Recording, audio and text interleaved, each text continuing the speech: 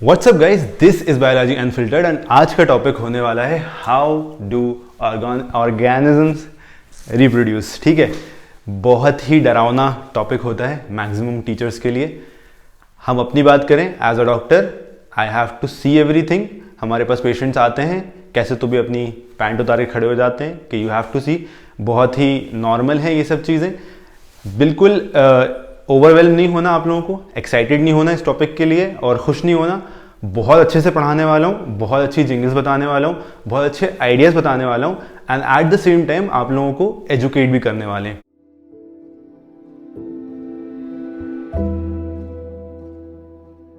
ठीक है, तो सबसे इंपॉर्टेंट इसमें एजुकेशन ही है। Sexual education as such India में है नहीं। आई ट्राई जितना हो सके सभ्य तौर पे आप लोगों तक उस चीज़ को पहुंचाएंगे।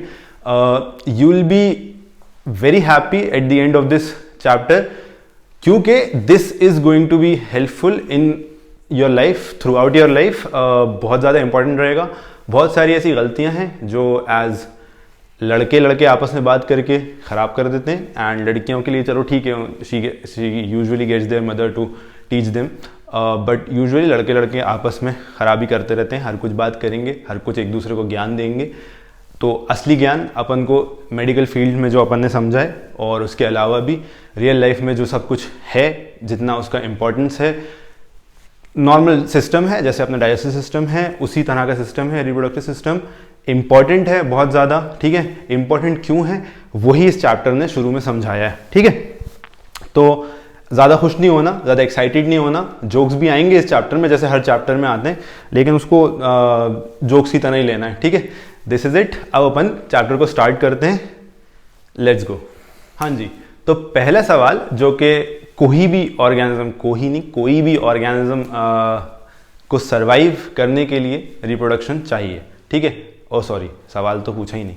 सवाल ये है रिप्रोडक्शन क्यों ज़रूरी है। ठीक है, कई सारे लोगों को पता होगा, कई सारे प्लांट्स ऐसे होते हैं, कई सारे एनिमल्स, बहुत सारे। अभी ह्यूमंस को हटा दो ताकि तुम लोग अच्छे दिमाग से सोच सको, तुम लोग का दिमाग एक ही जगह चलता रहता है। ठीक है, रिप्रोडक्शन इज वेरी इंपॉर्टेंट। ठीक है, ऐसे अगर तुम डाइवर्सिटी वाले चैप्टर में वापस जाओ या इवन 11th का डाइवर्सिटी अगर तुम लोगों ने देखा है या पढ़ा है या जो भी चीज़ समझी है, तो उसमें क्या होता है कि there are about 1 million species जो कि आज तक डिस्कवर ही नहीं हुई है। ठीक है, और किसी भी स्पीशीज की हैसियत कब होती है, औकात क्या होती है कि वो जिंदा है, वो दिख रही है तो वो है। एज सच अगर कोई भी स्पीशीज रिप्रोड्यूस करना बंद कर दे, उसकी प्रोजेनी आगे बढ़े ही नहीं, अगर तुम्हारी पुश्त आगे बढ़े ही नहीं, तुम्हारे खानदान में कौन जानेगा। ठीक है, तो ये चीज़ है। ठीक है, जितने भी अपन ने चीज़ें देखी हैं, इंडिया में भी कितने सारे लोग हैं, कोई अपने आप को कुछ बोलते हैं, कोई कुछ बोलते हैं, कोई कुछ बोलते हैं। वो क्यों एक दूसरे को ऐसे आइडेंटिफाई कर पा रहे हैं कि हम इस हैं, हम ये हैं, हम वो हैं, हालांकि दैट डजेंट मैटर ऑब्वियसली। वो इसलिए कर पा रहे हैं क्योंकि yes they have reproduced, they have a progeny, they have a history जो कि चली आ रही है। ठीक है, तो this is how everything is continuing. अगर रिप्रोड्यूस नहीं करोगे तो तुम्हारी कोई एंटिटी नहीं है, तुम्हारे तक आके बात खत्म हो जाएगी, तुम्हारे आगे तुम्हारे आने वालों को कोई नहीं जानेगा। ये ह्यूमंस के लेवल पे मत सोचो। ह्यूमंस के लेवल पे एक एग्जाम्पल दिया था। फॉर एग्जाम्पल एक एग्जाम्पल हम एनिमल्स के लेवल पे देते हैं। एक कॉकरोच है, कोई टाइप का कॉकरोच है, भाई साहब ने रिप्रोड्यूस नहीं कर पाए। ठीक है, किसी ने उनको देखा नहीं, वो आए, दुनिया में आए, उनकी 7-8 पुश्तें चली और गायब हो गए। किसी ने उसको डिस्कवर नहीं कर पाया, कोई उसको देख नहीं पाया कि ऐसा कोई एनिमल होता है, तो किसी को पता भी नहीं चलेगा कि वो है। यहीं अगर देखेंगे वो 200 साल से रिप्रोड्यूस करता हुआ आ रहा है और कभी किसी को घर में दिख गया और सबने बोला अरे ये तो कॉकरोच है, तो वो डिस्कवर हो गया। तो किसी भी ऑर्गेनिज्म को अगर अपना एग्जिस्टेंस प्रूफ करना है तो उसको क्या करना पड़ेगा, रिप्रोड्यूस करना पड़ेगा। और डार्विन भैया जो हैं, इवोल्यूशन नेक्स्ट चैप्टर जो है उसमें यही बोला है डार्विन भैया ने कि किसी भी ऑर्गेनिज्म का सक्सेस अगर आपको देखना सक्सेस, तो जितना ज़्यादा रिप्रोड्यूस किया होगा उतना सक्सेसफुल होगा। ठीक है, और दूसरी थ्योरी सबको पता होगा जो डार्विन भैया ने दी थी कि क्या था, सर्वाइवल ऑफ द फिटेस्ट। जो सबसे फिट होगा एनवायरनमेंट के लिए वो सर्वाइव करेगा, जो नहीं होगा निकल जाएगा। यही होता है जो भी कॉम्पिटिटिव एग्जाम्स होते हैं अपने, उनमें सर्वाइवल जो सबसे ज़्यादा फिट होता है उसके लिए, जो नहीं होता वो लाइफ में कुछ और अच्छा कर रहा होता है ऑब्वियसली। मुझे एग्जाम्पल में मत लेना। ठीक है, तो this is it, how do organism reproduce. एक इंट्रो हमने आपको दे दिया, रिप्रोडक्शन क्यों ज़रूरी है ये हमने आपको बता दिया। एनसीईआरटी फर्स्ट पेज पे सिर्फ यही समझा रही है कि रिप्रोडक्शन क्यों इंपॉर्टेंट है क्या नहीं है, फंक्शंस क्या होते हैं। अब जब रिप्रोडक्शन होगा, ऑब्वियसली रिप्रोडक्शन होने के लिए ऐसा तो होता नहीं है ना, अपन सिंगल सेल्ड ऑर्गेनिज्म में अपन ने देखा था कि वो एक सेल होता है, ठीक है, वो ब्रेक कर जाता है 2 सेल्स में, ठीक है, तो दोनों के पास अपना अपना एक न्यूक्लियस आ जाता है, ठीक है, दोनों के पास अपना अपना एक न्यूक्लियस आ गया।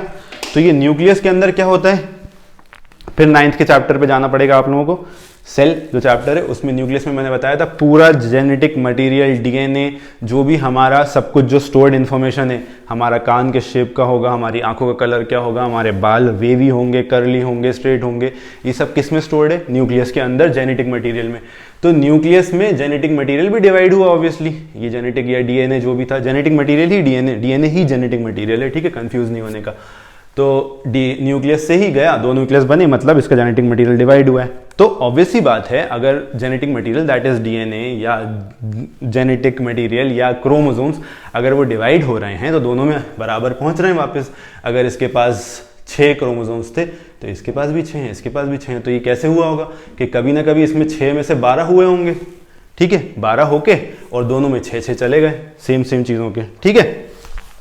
तो यही बात पूरी बात कर रहा है हमारा एनसीईआरटी, जो पूरी बात करे जा रहा है कि पहले तो उसने फर्स्ट आंसर में तो यही समझाता रहा वो कि रिप्रोडक्शन क्यों इंपॉर्टेंट है, उसके बाद ये बता रहा है कि कॉपी करना पड़ेगा डीएनए को, ठीक है। तो अब जैसे कि इसके बीच में एक डायग्राम और आएगा, वो मैं ग्रीन से बना देता हूँ कि क्या हुआ था कि ये ऐसे ऐसे ऐसे हुआ, इसके अंदर 2 न्यूक्लियस एक दूसरे से ऐसे टूटते हुए दिखाएं, ठीक है, ये एक दूसरे से टूट रहे हैं, फिर ये अलग अलग हो जाएंगे, फिर यहाँ से सेल डिवाइड कर जाएगा, एक ये बन जाएगा, एक ये बन जाएगा, ठीक है। तो ऐसे दिखाया है उन लोगों ने। तो जेनेटिक मटेरियल या डीएनए क्या होता है, डीऑक्सीराइबो न्यूक्लिक एसिड, जो भी होता है डीएनए, ज़्यादा भी डीप में नहीं आने का। फिर डीएनए क्या कर रहा है, डीएनए तोड़ रहा है अपने आप को, डिवाइड कर रहा है, मल्टीप्लाई कर रहा है। सबसे पहले तो मल्टीप्लाई कर रहा है, फिर तोड़ के आधा आधा दोनों में बराबर कर देता है, ठीक है। अब जब ये चीज़ होगी, ठीक है, तो अभी अपना डीएनए की बात हो रही है, ये डीएनए क्या है, इसके अंदर जेनेटिक मटेरियल है, जीएम के नाम से लिख दिया मैंने, उसी को डीएनए बोलते हैं, ठीक है। अब ये डीएनए उसने बोला है एनसीईआरटी में, वो यही बोल रहा है कि डिवाइड तो हर बार हो रहा है। अब जब ये डिवाइड हो रहा है और आगे बढ़ रहा है तो उसमें एक चीज़ जो कि बहुत इंपॉर्टेंट आती है, वो ये आती है कि ये वेरिएशन क्रिएट करता है, ठीक है।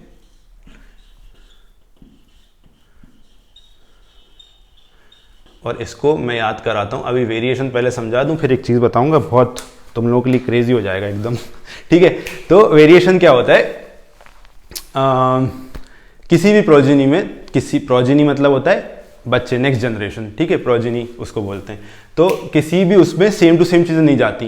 क्या तुम अपने मॉम डैड के एकदम सिमिलर दिखते हो? नहीं, ऑब्वियसली तुम्हारे मॉम के कुछ फीचर्स थे, नाक थी, आंखें थी, आंखों का कलर था, बाल थे। तुम्हारे डैड के कुछ अच्छे फीचर्स होंगे, ठीक है, नाक खड़ी होगी या चपटी, मतलब मेरी तो चपटी है, तो ऐसी चीज़ें होंगी जो कि तुम लोगों के अंदर आती हैं, ठीक है। यूजुअली क्या होता है, एक जनरेशन अबव से चलती है, 3rd जनरेशन में चलती हैं फीचर्स मैक्सिमम। तो तुम्हारे अंदर जो मैक्सिमम फीचर्स हैं वो तुम्हारे दादा दादी के ज़्यादा दिखेंगे तुम में, या नाना नानी के ज़्यादा दिखेंगे। खैर, तो वेरिएशन जो है उसमें क्या होता है कि ज़रूरी नहीं अगर आपके दादा या दादी इनमें सेम ट्रेड्स थे या जो दोनों की आंखें ब्लैक थी, फिर भी ऐसा हो सकता है कि आपके पापा की आंखें ब्राउन हो गई, ठीक है। तो ये क्या हुआ, ये वेरिएशन हुआ। वेरिएशन मतलब थोड़ा थोड़ा सा चेंज होता रहता है। आंखों के कलर को देख लो, बाल के शेप को देख लो, दोनों मॉम डैड के बाल स्ट्रेट हैं, बच्चे के बाल थोड़े से वेवी हो गए, या दोनों के कर्ली हैं, बच्चे के बाल स्ट्रेट हो गए या वेवी हो गए। तो ये सब क्या है, ये वेरिएशन है, ठीक है। वेरिएशन का मतलब क्या होता है, ये थोड़ा थोड़ा सा चेंज आना, ठीक है। इसका एग्जाम्पल फिर मैं देता हूँ आपको, पहले भी दिया है, रील्स में भी दिया है, शॉर्ट्स में भी दिया है। रील्स तो खैर अभी तक बनाई नहीं, शॉर्ट्स में दिया है। हमने आपको बताया था एंटीबायोटिक रेजिस्टेंस कैसे आता है कि यहाँ पे एक कॉलोनी है बैक्टीरिया की, एग्जाम्पल वेरिएशन का बता रहा हूँ मैं, ठीक है। एक यहाँ पे बैक्टीरिया की कॉलोनी, बहुत सारे बैक्टीरिया हैं इसमें, ठीक है, बहुत सारे बैक्टीरिया हैं। नॉर्मली तुम लोगों को पता होगा, तुम्हें कभी बैक्टीरियल इन्फेक्शन होता है तो तुम सबसे ज़्यादा कॉमन जो दवा खाते हो वो क्या खाते हो, अमॉक्सिसिलिन खाते हो, अमॉक्सिसिलिन। पेनिसिलिन सुना होगा, पेनिसिलिन, पेनिसिलिन का ये एक फॉर्म होता है, ये अमॉक्सिसिलिन थोड़ा स्ट्रांग होता है, ठीक है। और यूजुअली 500 mg खिलाई जाती है ये, ठीक है। देख लेना कभी भी जब तुम्हारा गला खराब होगा, डॉक्टर तुम्हें यही पकड़ाएगा, अमॉक्सिसिलिन। अब ये नाम में नहीं होता, ये अंदर जो नाम लिखा होता है ना उसमें होता है अमॉक्सिसिलिन और क्लोमिनिक एसिड, क्लोमिनेट एसिड जो भी, ठीक है, क्लोमिनेट भी होता है, 625 mg होती है यूजुअली। खैर, तो ये बैक्टीरिया हैं, इनके बीच में ये रेड रेड जो दिख रहे हैं ना, ये कुछ एंटीबायोटिक से रेजिस्टेंट बैक्टीरिया हैं। अभी इतने सी बैक्टीरिया दिख रहे हैं तुम्हें, जो ग्रीन वाले हैं उनके ऊपर जब तुम एमोक्सिसिलिन डालोगे, जैसे ही तुमने एमोक्सिसिलिन खाई, ठीक है, अब ये जो बैक्टीरिया देखना, ये कैसे बैक्टीरिया जिनमें थोड़ा थोड़ा सा वेरिएशन आ गया था, ठीक है, ये 1 2 3 1 2 3 1 2 3 4 5 6 7 8 बैक्टीरिया, और यहाँ कम से कम 100-200 वाले बैक्टीरिया पड़े हुए हैं, ठीक है।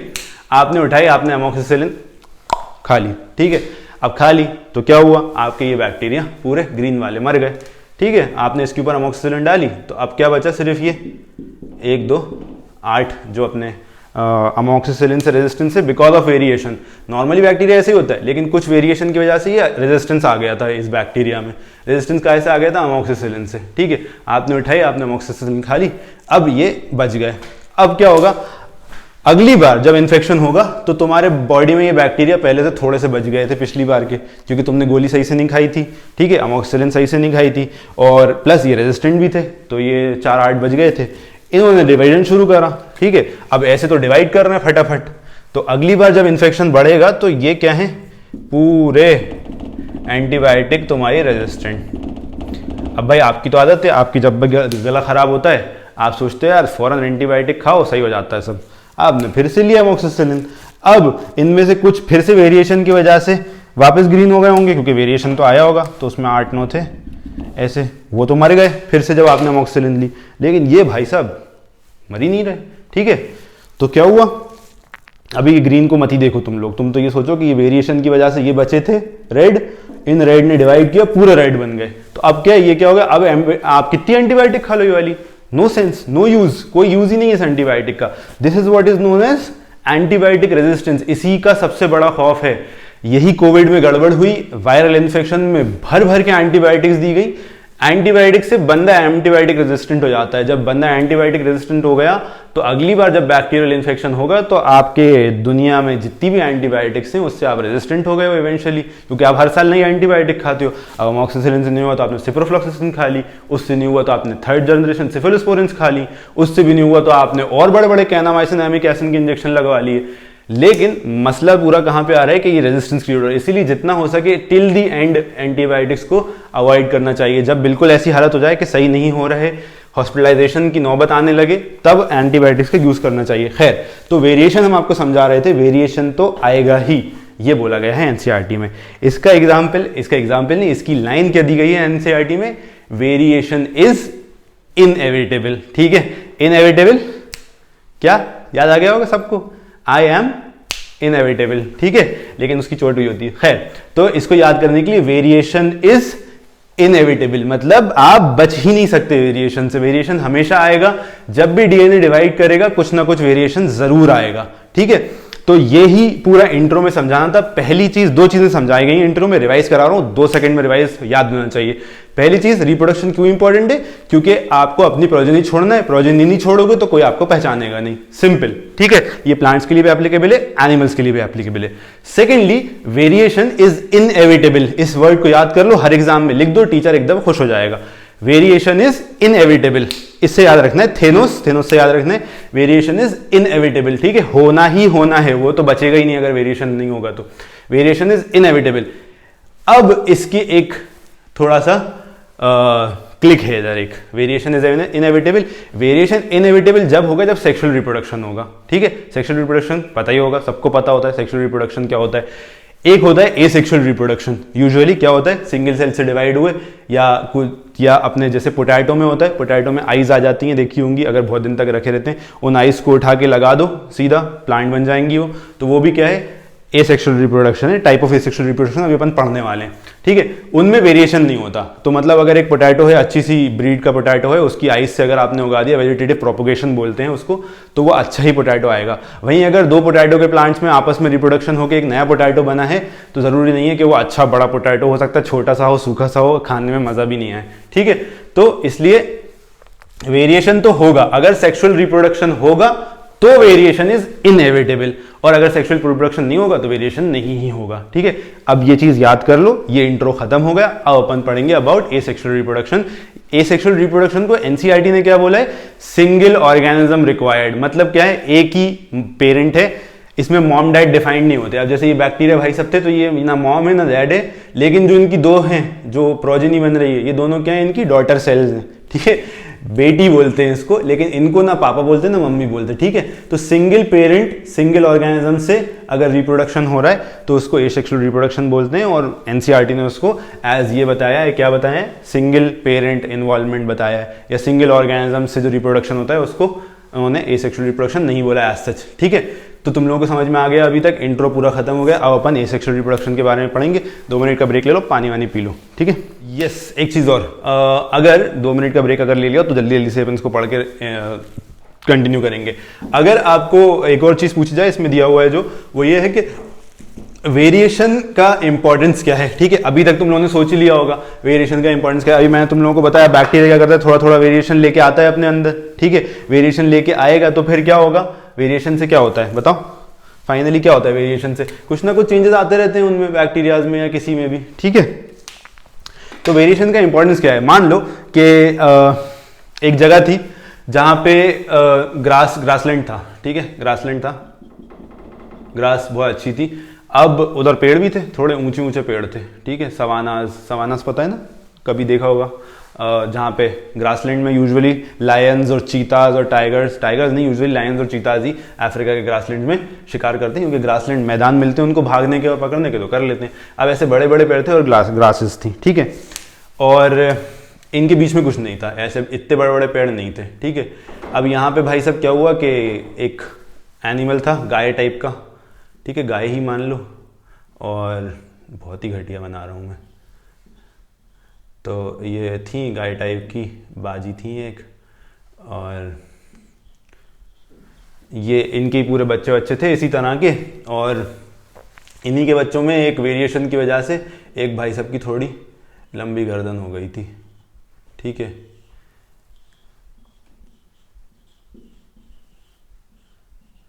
ऐसी लंबी गर्दन हो गई थी इन भाई साहब की। क्या हुआ फिर, अब ये लंबी गर्दन हो गई इनकी, इनको सब चिढ़ा रहे हैं, अबे यार तुम्हारी लंबी गर्दन, अबे लंबू, अबे ये, अबे वो, बेचारा बहुत परेशान रहता था। अब क्या हुआ, एक टाइम आया जहाँ पे ये पूरी ग्रासलैंड जो है सूखा पड़ गया, यहाँ से हो गई घास गायब। अब इन लोग कोशिश कर रहे भाई खाना खाना है, अब यहाँ पहुँचना है, ये भाई साहब यहाँ तक पहुँच ही नहीं पा रहे, ये लोग पहुँच नहीं पा रहे। अब जो हमारे लंबू थे जिनको जिंदगी भर से सब लोगों ने परेशान किया था, वो 1-2 लंबू जो वेरिएशन की वजह से लंबू हो गए थे, बेहतरीन अपना यहाँ पे मुंह डाला, बेहतरीन, अब उन्होंने खाया सब कुछ और वो सरवाइव कर गए, और ये जितने भी थे ये सब मर गए, ठीक है। तो ये क्या हुआ, इस वजह से वेरिएशन इंपॉर्टेंट है। कई बार ऐसा होता है कि जो नीश बोलते हैं, एक ये चीज भी याद कर लो, NICHE। जैसे तुम लोगों का नीश क्या है, अभी तुम लोग एक कोजी सीट पे बैठे हुए हो, लैपटॉप, मोबाइल, टैबलेट या किसी पे बैठ के और ये वीडियो देख रहे हो, तो तुम्हारी सराउंडिंग क्या है, तुम्हारी नीश है, वहाँ तुम्हें खाना भी आता है, खुद से मम्मी ला के देती हैं, वो तुम्हारी सराउंडिंग को नीश बोलते हैं, ठीक है। तो ऐसा कोई भी नीश जो होता है वो चेंज होता रहता है, ठीक है। अब वो चेंज हो रहा है उस हिसाब से अपने आप सर्वाइवल का फिटेस्ट जो होता है ना, फिटेस्ट, जैसे ये अब सर्वाइवल के लिए फिटेस्ट हो गए, डार्विन की थ्योरी बता रहे हैं, तो इसलिए वेरिएशन इंपॉर्टेंट होता है। किसी भी नीश में कई बार अप डाउन होते रहते हैं। हो सकता है ऐसी एक बैक्टीरिया की कॉलोनी थी जिसके अंदर थर्मल रेजिस्टेंस आ गया, ठीक है, थर्मल मतलब हीट से रेजिस्टेंस आ गया, फिर एक बार क्या हुआ, वहां गरम गरम वॉल्केनो निकला, बाकी सारे बैक्टीरिया मर गए, जिनके पास थर्मल रेजिस्टेंस आ गया था वो वहां सर्वाइव कर गए अपने आप ही। तो this is how variation works, इसलिए वेरिएशन इंपॉर्टेंट है, थोड़ा थोड़ा वेरिएशन आना इज वेरी इंपॉर्टेंट, ठीक है।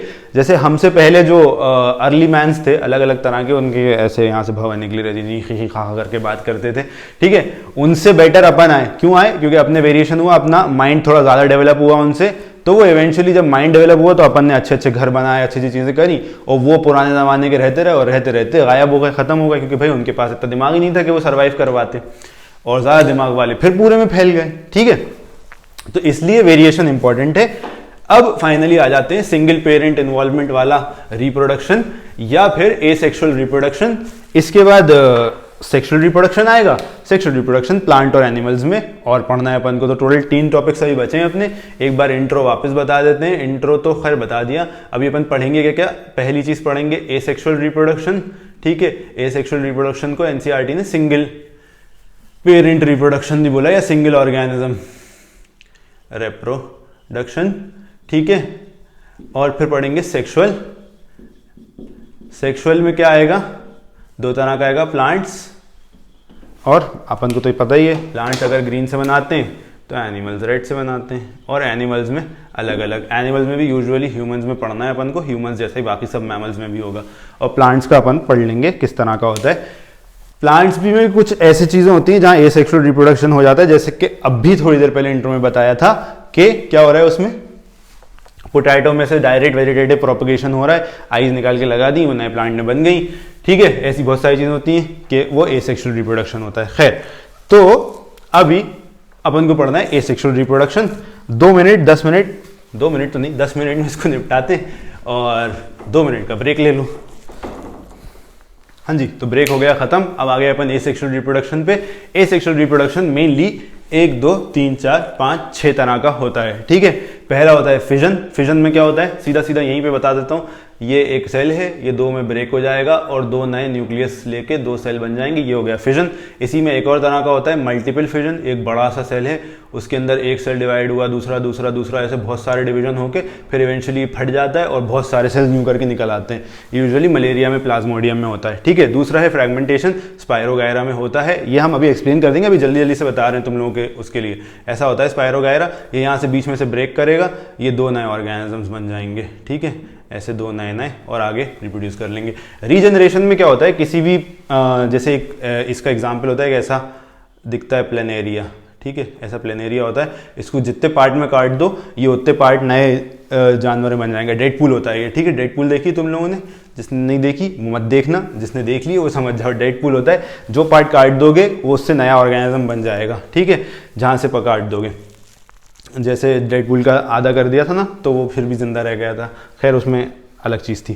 खैर, तो इसके जितने पार्ट कर दोगे। ऐसी एक और चीज़ होती है लिजर्ड की टेल, लेकिन लिजर्ड की टेल को अगर काट दोगे तो टेल में से नई लिजर्ड नहीं बन जाती, ठीक है। लेकिन इनके साथ ऐसा है कि अगर इधर से काट दोगे ना तो ये वाला पार्ट भी इतना सा बच के और यहाँ से पूरा ऑर्गेनिज्म ग्रो कर जाएगा। ये वाला पार्ट इतना सा बच के नीचे का और ऊपर का बना लेगा, और ये सबसे ऊपर वाला पूरा नीचे का बना लेगा। तो इसको रीजनरेशन बोलते हैं। यूजुअली किस में होता है, प्लेनेरिया में होता है, प्लेनेरिया, ठीक है। ये किस में हो रहा था, स्पायरोगायरा, स्पायरोगायरा, ठीक है। स्पायरोगायरा जो जापानीज ये लोग होते हैं, ये लोग सब खाते हैं इसको, ये फन उसकी टाइप एल्गी होती है ये एक तरह की।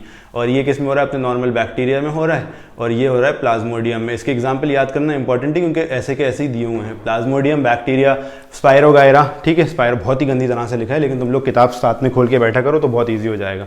रीजनरेशन प्लेनेरिया में होता है यूजुअली। इसका दूसरा एग्जाम्पल लिजर्ड की टेल होती है, लेकिन एग्जाम्पल सही नहीं है वो, क्योंकि वो पूरा पूरा रीजनरेट नहीं हो रहा।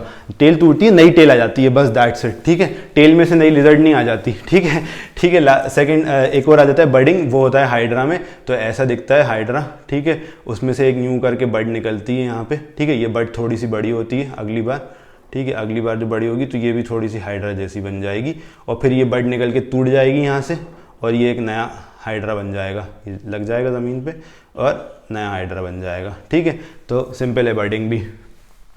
ये सब क्या हो रहा है, सब टाइप ऑफ एसेक्सुअल रिप्रोडक्शन है, इसको भूलना नहीं है जो अपन पढ़ रहे हैं, ठीक है। पहला हो गया फिजन, दूसरा हो गया फ्रेगमेंटेशन, तीसरा हो गया रीजनरेशन, चौथा हो गया बडिंग, पांचवा हो गया वेजिटेटिव प्रोपगेशन, जो कि हमने आपको बताया था कि पोटैटो में जो आइज निकल के आ जाती हैं छोटी छोटी, कई बार तुम लोगों ने देखा होगा घर में रखे रखे रखे रखे आलू में से वो आइज निकल आती हैं। तो उसमें से अगर उसी की उसको सॉइल में उगा दोगे उन आइस को, तो वैसा का वैसे ही पोटैटो का प्लांट बन जाएगा। नहीं तो नॉर्मल पोटैटो अगर जैसे पोटैटो कैसे उगता है तुम लोग सोचोगे, तो पोटैटो को ही काट के लगा देते हैं तो उससे उग जाता है, ठीक है। खैर, तीसरा स्पोर फॉर्मेशन, ये थोड़ा सा इंपॉर्टेंट है। ये राइजोपस या फिर फंगस में ही देखने को मिलते हैं, ठीक है। तो एग्जाम्पल दिया राइजोपस। यूजुअली क्या होता है कि जो अपनी मोल्ड वोल्ड आ जाती है ना, उनको कई बार तुम लोगों ने देखा होगा, अभी हमने भी अभी एक्सपीरियंस किया है कि जो तुम्हारे कैमरा जो होता है, बड़ा लेंस होता है कैमरा का 7200 या 7300 इस टाइप का कोई बड़ा लेंस हो, तो वो कई साल से रखा हुआ है, 8 साल 10 साल से रखा हुआ है, तो उसमें एक धब्बे आ जाते हैं। फिर आप लेंस क्लीन कराने लेके जाओगे किसी अपने स्टोर पे, तो बोलेंगे सर ये फंगस साफ़ नहीं कर पाएंगे। तो वो फंगस क्या होता है, ऐसे ऐसे दिखते हैं, बहुत छोटे छोटे दिखते हैं, ऐसे एक दूसरे में उलझे हुए, और ऊपर इनके बॉल्स होती हैं ऐसी छोटी छोटी, बहुत माइक्रोस्कोपिक होता है। लाइक इतने से में इतने सारे आ जाएंगे, ये 100-200 आ जाएंगे, बहुत माइक्रोस्कोपिक होता है, लेकिन दिखता है फिर भी। लेंस में आप गौर से देखोगे तो वो सफाई नहीं होती उसकी, क्योंकि वो अंदर वाले लेंस में आके जम जाता है। तो फंगस में होता है स्पोर फॉर्मेशन। ये स्पोर्स यहाँ से इसके अंदर स्पोर्स भरे हुए होते हैं, ठीक है। ये स्पोर्स यहाँ से फूटता है और ऐसे ऐसे करके स्पोर्स निकलते हैं। स्पोर्स फिर से कोई ऐसी जगह आ जाती है ह्यूमिड और हॉट थोड़ी सी जगह, तो वहाँ जाके नया फंगस बना देते हैं, ठीक है। ये स्पोर्स ही घुसते हैं लेंस में और नए फंगस बना देते हैं और वो लेंस के ऊपर आ जाता है, लेंस हमेशा के लिए खराब हो जाता है, ठीक है। तो ये हो गया एसेक्सुअल रिप्रोडक्शन। बहुत ही ईजी है, बहुत सिंपल है, इसको याद कर लो। 2 F होते हैं, फिजन, फ्रैगमेंटेशन। ये यूजुअली सिंगल सेल्ड ऑर्गेनिजम्स में ही दिखते हैं, ठीक है। ये चीज थोड़ी सी याद करने वाली है। क्या होता है, अभी छोटे ऑर्गेनिज्म में तो क्या है, एक से दूसरा बन गया और ये फ्रैगमेंटेशन हुआ, फ्रैगमेंटेशन होके दूसरा ऑर्गेनिज्म बन गया। लेकिन जब थोड़े मल्टी सेलुलर बड़े ऑर्गेनिजम्स आते हैं तो वहां पे ये चीजें नहीं चल पाती। उधर क्या होता है, एक सेल तो है नहीं, जैसे ये तो सिंगल सेल है, ये भी सिंगल सेल, ऐसे ही छोटे छोटे 2-3 सेल का ही काम है स्पाइरो वगैरह में भी। लेकिन इधर आगे क्या हो रहा है कि ये तो मल्टी सेलुलर ऑर्गेनिज्म में प्लेनेरिया, हायरार्की में जाओगे तो प्लेनेरिया समझ में आ जाएगा कहाँ पे आता है प्लेनेरिया, ठीक है। हायरार्की मतलब शायद 9th चैप्टर है 9th का, नॉट श्योर, खैर। तो प्लेनेरिया 9th पता नहीं, खैर। तो 11th का 2nd या 3rd चैप्टर है। प्लेनेरिया में क्या हो रहा है कि जहां से जितना काट दो वो पूरा नया ऑर्गेनिज्म बन जाता है, ठीक है। Different from lizard. लिजर्ड की दुम काटोगे तो दुम में से लिजर्ड नहीं निकलती, लिजर्ड की दुम वापस बन जाती है, इसलिए उसको रीजनरेशन नहीं बोलते, ठीक है। रीजनरेशन वाला type of asexual reproduction planaria में होता है, ये याद रखना है। बडिंग यूजुअली किस में होती है, ये भी याद कर लो, हाइड्रा। अब ये भी तुम लोग सोचोगे यार क्या यार सर, आप तो मतलब पूरी जो है एवेंजर्स, पूरी मार्वल उसी की बातें कर रहे हैं। अभी आप इनएविटेबल बोल रहे थे, उसके बाद आप रीजनरेशन में डेडपूल लेके आ गए और अब आप बडिंग में हाइड्रा लेके आ गए, ठीक है। तो ये सब याद करने की चीज़ें हैं, याद हो जाए तो अच्छा है। तुम लोग सबने मूवीज़ तो देख के बैठे ही हो गए ऑब्वियसली, खैर। फिर ये वेजिटेटिव प्रोपोगेशन में क्या होता है, पोटैटो, डील विद इट, ये तो होता ही है मेरे साथ। पोटैटो का एग्जाम्पल काफ़ी कॉमन है। और लास्टली स्पोर फॉर्मेशन में क्या हो रहा है, राइजोपस, ठीक है। तो इतना सा था, काफ़ी मस्त चीज़ है एसेक्सुअल रिप्रोडक्शन। कोई वेरिएशन खासा इसमें आता नहीं है, थोड़ा बहुत आता है कभी कभी। यूजुअली वेरिएशन एसेक्सुअल रिप्रोडक्शन में नहीं आता, सेक्सुअल रिप्रोडक्शन में वेरिएशन आता है, ठीक है। तो ये पूरा हो गया कंप्लीट। अब अपन पढ़ेंगे सेक्सुअल रिप्रोडक्शन इन प्लांट्स और उसके बाद तुम लोगों का favourite topic sexual reproduction in humans, जिसमें हम आपको रिप्रोडक्टिव हेल्थ के बारे में भी बहुत कुछ बताने वाले हैं। Stay connected. अभी तक अगर सब्सक्राइब नहीं किया तो इस ब्रेक में जाके सब्सक्राइब कर लो और बेल के आइकन को टच कर दो, दबाना नहीं है, टच करना है सिर्फ। चलो ठीक है, तो अपन अब आ गए हैं सेक्सुअल रिप्रोडक्शन पे। सेक्सुअल रिप्रोडक्शन थोड़ा सा पहले ये लोग ने हर कुछ बातें करी, तो वो अपन भी कर लेते हैं, बड़ा मजा आता है फालतू बकवास करने में। खैर, तो सेक्सुअल रिप्रोडक्शन में क्या हो रहा है कि 2 इंडिविजुअल्स चाहिए होते हैं। अभी तक अपन ने पिछले वाले में देखा सिंगल ऑर्गेनिज्म चाहिए, अब इसमें एक डैड चाहिए, ये डैड का साइन होता है, और एक मॉम चाहिए, ठीक है, ये मॉम का साइन होता है। तो ये डैड और मॉम के जब गीमीट्स मिलेंगे फिर उससे जाइगोट बनेगा, फिर जाइगोट बनने के बाद क्या होता है, जाइगोट बनने के बाद एम्ब्रियो बनता है, एम्ब्रियो के बाद फीटस बनता है, फीटस के बाद इन्फेंट, बाहर आ गया वो इन्फेंट, और इन्फेंट के बाद बच्चा बनता है, फिर टीनेज में आता है, फिर एडल्ट हो जाता है, फिर ओल्ड एज में चला जाता है, फिर निकल जाता है। कई बार कभी भी निकल सकते हैं, निकलने का कोई टाइम फिक्स नहीं है। इन्फेंट में भी निकल सकते हैं, टीनेज में भी निकल सकते हैं, एडल्ट में भी निकल सकते हैं और आगे भी निकल सकते हैं कभी भी। खैर, तो वो इंपॉर्टेंट नहीं है, इंपॉर्टेंट ये है कि अभी अपन कहाँ पे थे, मेल फीमेल गेमेट चाहिए होते हैं, ठीक है। अगेन अब अपन आते हैं, पिछले वाले में क्या हुआ था, सिंगल ऑर्गेनिज्म, भाई सबके पास 6 क्रोमोसोम हैं, इन्होंने बनाए 12 पहले, 12 में से एक 6 इसमें डाले, एक 6 इसमें डाले, ठीक है, सिंपल भाई सब, सो सिंपल। इधर ऐसा है। अब इधर अपन ह्यूमंस का एग्जाम्पल लेके चल रहे हैं अभी इनिशियली। तो क्या हुआ कि इनके पास 23 थे, ठीक है, इनके पास भी 23 क्रोमोसोम थे। Actually sorry, I am sorry, हमारे पास होते हैं 46 क्रोमोसोम्स, ठीक है, प्लस 46 के बाद एक होता है XY। अगर पापा हैं तो XY होगा, ऑब्वियसली मेल है तो X और Y, ये हम बता चुके हैं पहले। और मदर जो है उनके पास होंगे 46 के बाद X और X, 2 X क्रोमोसोम मिलके फीमेल बनती है, और X और Y अगर मिल जाता है तो मेल बनता है, Y क्रोमोसोम मेल, ठीक है। अब ये XY था, XX था, ठीक है, इन्होंने दिया अपने उठा के कॉपी करे, एक 46 इन्होंने फेंके प्लस X या फिर Y जो भी फेंकना था इन्होंने XY फेंक दिया, एक इन्होंने फेंका 46, ये दोनों जाइगोट बने। अब कितने होगा इसमें, 46 46 92, बहुत सड़ा हुआ कैलकुलेशन यार, कितना टाइम लेते हो। और उसके साथ क्या क्या हो गया, पापा ने दिया था X और Y और मम्मी ने दिया था X और X, ये पता नहीं क्या बन गया भाई, ये तो इंसान ही नहीं है। इंसान के लिए तो भाई सिर्फ इतने चाहिए होते हैं, 46 प्लस एक्स वाई या 46 प्लस एक्स। अब हुआ कंफ्यूजन, यही बताया हमारे घटिया एनसीईआरटी ने, क्या बताया कि भाई अगर डीएनए कॉपी हो रहा है जैसे कि सेक्सुअल रिप्रोडक्शन में हो रहा था तो क्या होता, डीएनए से डीएनए बनता, ये फिर रिप्रोड्यूस करता तो 92 का डबल 184 और उसका डबल और उसका डबल, और दुनिया में सिर्फ डीएनए पड़ा होता। भाई साहब इंसान तो होते ही नहीं। तो ये दिया उन्होंने उनका दिमाग। खैर, तो ये सब उन्होंने बताया है गलत। इसको काउंटर करने के लिए हमारे पास एक प्रोसेस होता है, उसको बोलते हैं मीओसिस। ठीक है, एक होता है माइटोसिस जिसको सबको पता ही है, 9th में हम पढ़ा चुके हैं माइटोसिस मीओसिस, फिर भी बता देते हैं। जो 6 हैं क्रोमोसोम्स अभी तक समझ में नहीं आया होगा।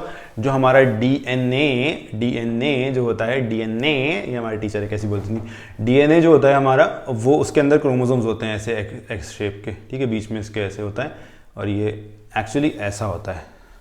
ठीक है, और ये बीच में से जुड़ा हुआ होता है।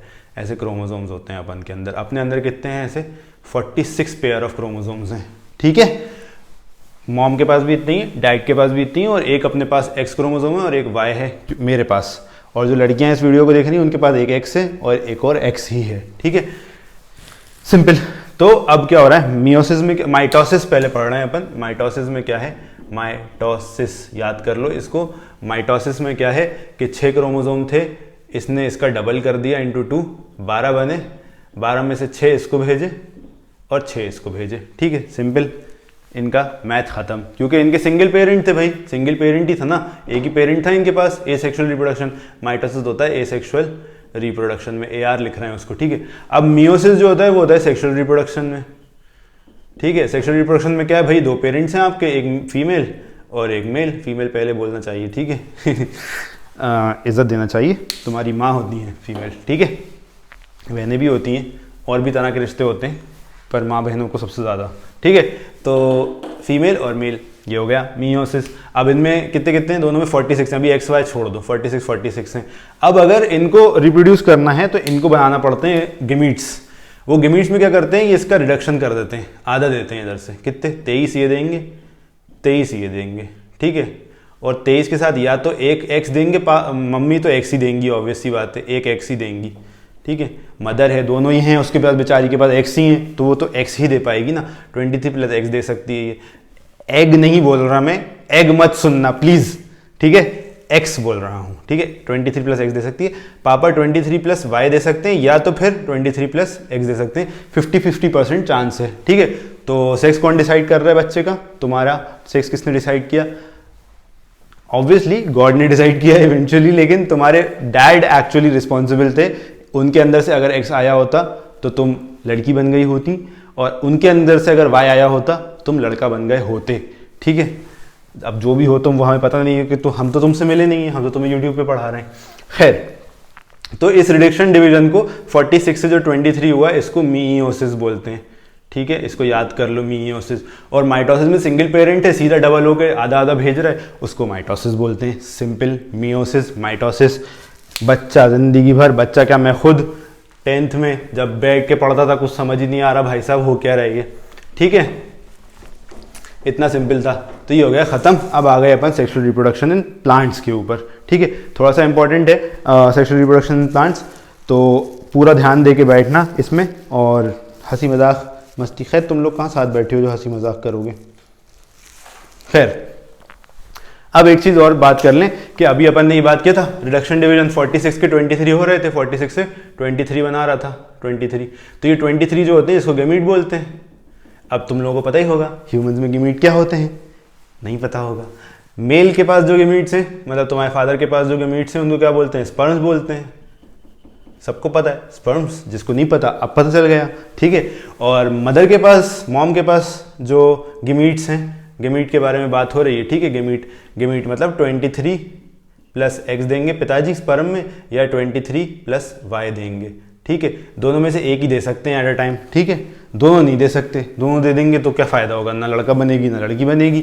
ठीक है, तो दोनों में से एक दे सकते हैं, एक गेमीट। ठीक है, और मदर के पास तो एक ही है। ये किस में होता है, ओवम या एग जो बोल लो इसको। ठीक है, इसमें कितना होता है, 23 प्लस एक्स ही होता है। इनके पास दोनों ही एक्स हैं तो ये एक्स ही देंगी, इनमें कोई प्रोबेबिलिटी की बात ही नहीं है। तो गेमीट्स।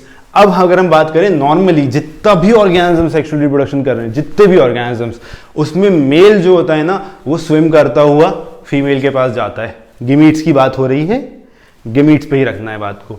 मेल ऑर्गेनिज्म का जो गिमीट होता है वो स्विम करता हुआ फीमेल के पास जाता है, फीमेल वहां पे रहती है, एक ही जगह पे रहती है। ह्यूमंस की बात कर लें, स्पर्म बहुत मेहनत करके वेजाइना से यूट्रस में जाके फेलोपियन ट्यूब, ये है, एक मिनट, यहाँ पे फेलोपियन ट्यूब है, ये मेरा हाथ फेलोपियन ट्यूब है, मैं यूट्रस हूँ और मेरे ये पैर जो खुले हुए हैं जो कि तुम लोगों को दिख नहीं रहे होंगे ऑब्वियसली, वो वेजाइना है। वेजाइना से यूट्रस, यूट्रस से फेलोपियन ट्यूब में जाता है और यहाँ से वो ओवम का अंडा उठ के आता है और फेलोपियन ट्यूब में ampullary isthmic junction, just for the sake of knowledge, याद नहीं करना, यहाँ पे फर्टिलाइजेशन होता है, फिर ये जाइगोट घूमता हुआ आता है और यूट्रस में इम्प्लांट हो जाता है और इवेंचुअली बच्चा बन जाता है, तुम बन जाते हो। ठीक है, तो गिमीट जो होता है ये याद कर लो, हमेशा याद रखो, ये चीज़ याद रहेगी, जो फीमेल का जो गिमीट होता है वो वहीं रहता है, मेल का गिमीट यूजुअली स्विम करते हुए जाता है। स्विम नहीं करता तो हवा में उड़ते हुए जाता है प्लांट्स के केस में, या तो फिर कोई जैसे बी या कोई इंसेक्ट जो होता है उसके ऊपर चिपक जाता है और फिर वो उड़ के जाके दूसरे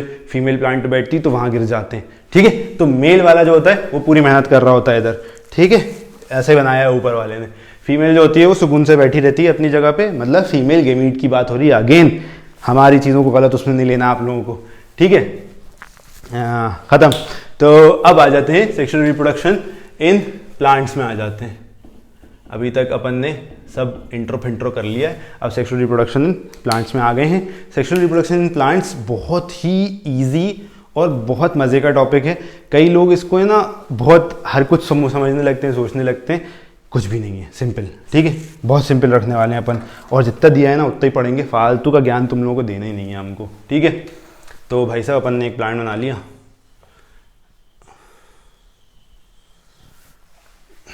जिसको पता है क्या है वो अपना मुंह बंद रखेगा, बोलेगा नहीं, जिसको नहीं पता तो ठीक ही है, कोई बात नहीं है।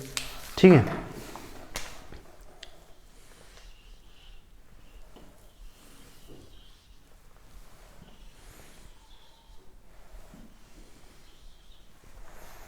तो भाई साहब ये एक, अब इसके बाहर से एक हमने फ्लावर लिया है, एक फ्लावर हिबिस्कस, देखा होगा हिबिस्कस, वो फ्लावर ऐसा होता है, उसको यूँ काट दिया और यूँ काट के इस पार्ट को फेंक दिया और फिर तुम्हें दिखा रहे हैं सामने से।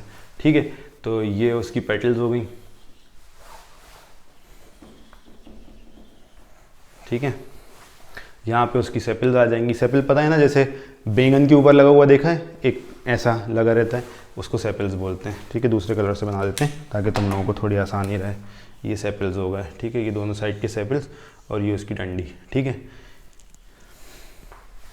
ये क्या है, ये पेटल्स हैं, दूसरे एक और कलर से बना रहा हूँ ताकि तुम लोगों को आसानी हो। पेटल्स मतलब जो फ्लावर के सबसे ब्यूटीफुल पार्ट होता है वो पेटल्स होती हैं, फ्लावर की पेटल्स। रोज़ की पेटल्स को तोड़ के और वो पान में डाला जाता है, हालांकि तुम लोगों के काम करनी। ठीक है, अब जो ये बीच में दिख रहा है ना, ये है इसका फीमेल सेक्सुअल ऑर्गन। ठीक है, ये पूरा जो है फीमेल सेक्सुअल ऑर्गन है। और जो ये साइड में लेफ्ट में दिख रहे हैं, राइट में और लेफ्ट में छोटे छोटे से दो, इनको एंथर्स बोलते हैं। ये क्या है, एंथर्स हैं, एंथर्स। ये मेल सेक्सुअल ऑर्गन है, मेल सेक्सुअल ऑर्गन, एसओ लिख रहा हूँ मैं। ठीक है, याद रखना सेक्सुअल ऑर्गन मतलब एसओ। और ये जो दिख रहा है तुम लोगों को, स्टिग्मा, स्टाइल, ओवरी, ये यूजुअली ओवरी है, यूजुअली इसको ओवरी बोलते हैं। और उसके ऊपर के मॉडिफिकेशन को इसको स्टिग्मा बोलते हैं। ये सब भी यहीं याद करते चलो, फालतू दिमाग लगानी नहीं है। स्टाइल बोलते हैं और इसको ओवरी बोलते हैं। ठीक है, ये क्या है, ये फीमेल रिप्रोडक्टिव ऑर्गन है या sexual organ, female sexual organ ऐसा दिखता है। और ये उसके साइड में मेल सेक्सुअल ऑर्गन है। तो क्या है, अभी अपन ने जैसे स्पोरेंजिया पढ़ा था, स्पोरेंजिया मतलब स्पोर्स जहाँ बन रहे थे, फंगस, राइजोपस, लेंस, याद आ गया होगा कुछ कुछ, तो उनमें से स्पोर्स निकलते हैं। ऐसे ही इसमें से छोटे छोटे से पोलिन निकलते हैं इसके अंदर से टूट के। ठीक है, टूट के ही पोलिन निकलते हैं। पोलिन मुक्त हो जाते हैं हवा से और इस पे जाके बैठते हैं, इस पे जाके बैठते हैं। जैसे ही इस पे जाके बैठते हैं तो इसके अंदर एक पोलन ट्यूब बनने लगता है, वो ले जाके ओवरी में छोड़ देता है उसको। सिंपल, कितना सिंपल है, कितना इजी है। नहीं समझ में आया, एक बार और बता देते हैं जल्दी से। ये एक फ्लावर है, काट के दिखा रहे हैं, ऐसा फ्लावर था उसको यूं काटा, अब यूं काटने के बाद फ्लावर का इस साइड से दिखा रहे हैं तुम लोगों को, ऐसा आधा कटा हुआ फ्लावर, ये फ्लावर था, इसको बीच में से काट दिया, अब इधर से दिखा रहे हैं, ये पेटल्स हैं उसके साइड में, पीछे भी होगी ऑब्वियसली, एक पेटल बना नहीं रहा क्योंकि कन्फ्यूजन होगा। ये जो मेल दिख रहे हैं इनको एंथर्स बोलते हैं, ये जो दिख रहा है इसको स्टिग्मा स्टाइल ओवरी बोलते हैं, यूजुअली ओवरी बोलते हैं इसको, मेनली ओवरी जो होती है ये फीमेल सेक्सुअल ऑर्गन है, मेल सेक्सुअल ऑर्गन एंथर्स होते हैं, ठीक है। और ये जो एंथर की डंडी होती है इसको फिलामेंट बोलते हैं, ठीक है, ये भी यहीं पे याद कर लो, फिलामेंट, जैसे बल्ब के अंदर होता है ना फिलामेंट पतला सा, वैसे ही इसको फिलामेंट बोलते हैं। तो एंथर हो गया, स्टिग्मा हो, एंथर हो गया, ओवरी हो गया, ये पेटल्स हो गए, ये सेपल बोलते हैं इसको, सेपल, सेपल। इसका भी एग्जाम्पल दिया था, बैंगन के ऊपर जो लगा हुआ होता है, दिखता ही होगा, सबने देखा होगा, ऐसा ब्रिंजल होता है, ब्रिंजल के ऊपर एक ऐसी ऐसी ऐसी ऐसी ऐसी यूँ लगी होती है ना, ये सेपल होता है, ये सेपल होता है, ठीक है। तो सेपल, पेटल, एंथर, एंथर का डंडी स्टिग्मा, और एंथर की डंडी स्टिग्मा नहीं फिलामेंट, और उसके बाद ये एंथर के अंदर से ये क्या निकल रहे हैं, छोटे छोटे से पोलिन निकल रहे हैं, ठीक है। पोलिन क्या है, मेल गेमीट है, मेल गेमीट अभी बताया था। मेल गेमीट क्या करता है बेचारा, पूरी मेहनत उसी को करना है, ये तो यहीं रहेंगी बहन जी, जो ये भाई साहब हैं मेल गेमीट के पोलिन, इनको उड़ते उड़ते या फिर किसी इंसेक्ट पे चिपक के या फिर पानी में से होते हुए स्टिग्मा पे जाके लगना है, ठीक है। अब अगर ये स्टिग्मा पे जाके लग जाते हैं तो फिर क्या होगा अपन वो बताने वाले हैं, ठीक है। ये सेक्सुअल रिप्रोडक्शन इन प्लांट्स चल रहा है। थोड़ा सा बड़ा बनाते हैं, ठीक है, ताकि तुम लोगों को समझ में आए। अब ये अपना स्टिग्मा, ये उसका स्टाइल, और ये अपनी ओवरी इतनी बड़ी बना दी, ठीक है। तो क्या हुआ कि भाई साहब ये यहाँ से अपने एंथर में से एक पोलिन भाई साहब निकले और उड़ते उड़ते उड़ते उड़ते उड़ते उड़ते उड़ते उड़ते यहाँ आके लैंड हो गए, ठीक है। जैसे ही यहाँ पे लैंड होंगे तो कीमोट्रोपिज्म, ट्रोपिज्म मतलब तरफ जाना, कीमो मतलब केमिकल अट्रैक्शन की वजह से यहाँ पे माइक्रोपाइलर एंड होता है जिस काम का नहीं है, यहाँ से अट्रैक्शन शुरू होता है, तो भैया यहाँ से एक ट्यूब बनने लगता है, ऐसा पोलिन ट्यूब बोलते हैं उसको। क्या बोलते हैं, पोलिन ट्यूब। वो पोलिन ट्यूब जाता यहाँ पे अंदर ओवरी के अंदर एग्स होते हैं, उन एग्स को जाके ये वो फर्टिलाइज कर देता है। अब कॉमन सेंस की बात ये है कि फर्टिलाइज करेगा जब, तो क्या बनेगा, सोचो क्या बनता है, बच्चा कैसे बनता है प्लांट्स का बच्चा क्या होता है, सबसे बड़ा क्वेश्चन। तुम लोग बोलोगे फ्रूट होता है सर, फ्रूट होता है, नहीं। फ्रूट क्या होता है, फ्रूट कुछ नहीं होता। फ्रूट यही स्टिग्मा जो होता है ना, ये जब जैसे फीमेल में जो अपना यूट्रस होता है वो बहुत सारा अपने अंदर ब्लड इकट्ठा करता है, कितने टाइम तक, 9 महीने तक उसको सपोर्ट करता है, इतना सारा बड़ा सारा हो जाता है, 10 to 15 टाइम्स ग्रो कर जाता है यूट्रस।